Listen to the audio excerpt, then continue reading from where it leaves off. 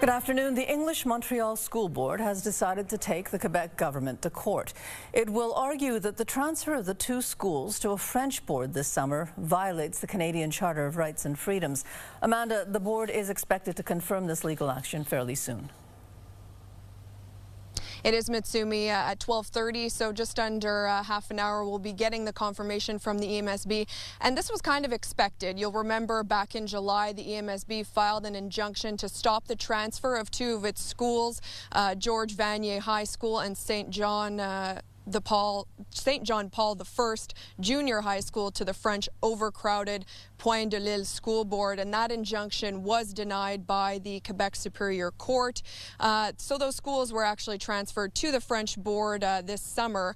And at the time, the EMSB said it would not give up fighting to save its schools. So that's really what we're seeing here today. The EMSB argues, as you mentioned, the transfer of the schools goes against Section 23 of the Canadian Charter of Rights and Freedoms that gives minority languages the exclusive authority to make decisions relating to its educational institutions.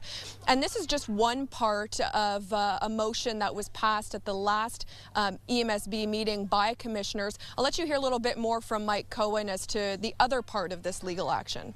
We'll be asking the Minister of Education to get an opinion from the courts on whether his proposal to abolish school boards is even constitutional. Now, will he do this or not? We don't know, but this is what we're saying could avoid a long battle between himself and the boards, especially the English ones who are protected under the Constitution.